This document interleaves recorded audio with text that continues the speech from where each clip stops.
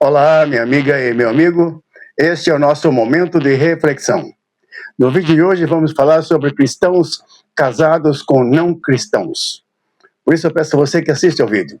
E no final, curta, comente, compartilhe, inscreva-se no canal e ative o sininho das notificações.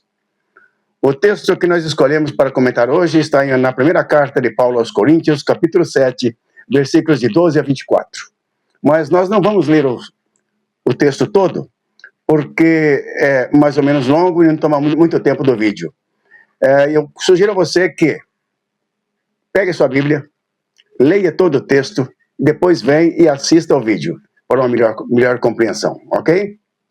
Diz assim: Paulo não está tratando nesse texto de casamento misto.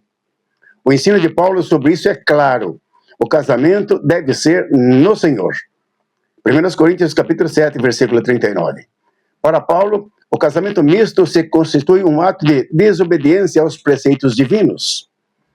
Diz ele: não vos ponhais em julgo desigual com os incrédulos, porquanto que sociedade deve haver entre a justiça e a iniquidade, ou que comunhão da luz com as trevas, que harmonia entre Cristo e o maligno, ou que união do crente com o incrédulo.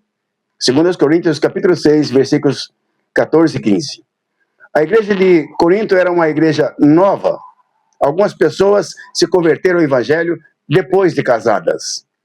De repente, apenas a mulher se converteu e o marido permaneceu incrédulo. Ou apenas o marido se converteu e a mulher permaneceu incrédula. Esse é o problema que Paulo trata aqui. Esse é o assunto de hoje. A igreja levanta uma nova pergunta para Paulo. Assim: devemos permanecer casados com cônjuge incrédulo? Paulo responde com um grande e sonoro sim.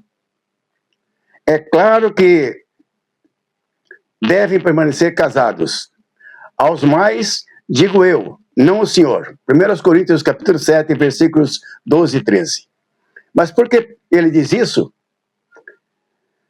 Porque Jesus não tratou dessa matéria de um cônjuge se converter depois de casado. Essa matéria é nova e Jesus não abordou esse assunto nos evangelhos. Por isso, Paulo diz que agora vai tratar desse assunto. Ele diz: se algum irmão tem mulher incrédula e esta consente em morar com ele, não a abandone. E a mulher que tem marido incrédulo e este consente em morar com ela, não deixe o marido. 1 Coríntios capítulo 7, versículos 12 e 13. É um ato de desobediência um cristão casar-se com um incrédulo.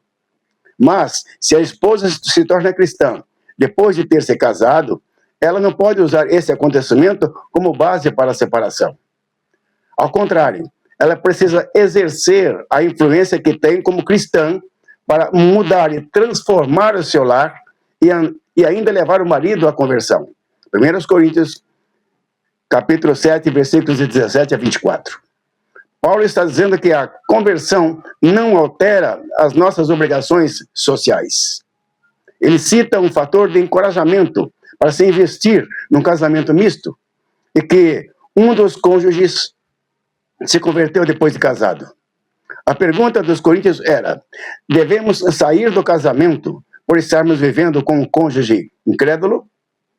Paulo responde: não. Antes, vocês devem investir nesse casamento. Ele diz mais no versículo 14: porque o marido incrédulo é santificado no convívio da esposa, e a esposa incrédula é santificada no convívio do marido crente. Paulo não está dizendo que o incrédulo é convertido e salvo automaticamente pelo fato de estar casado com o crente. Não, não é isso. Ele está dizendo que o crente santifica, ou seja, traz benefício para a família.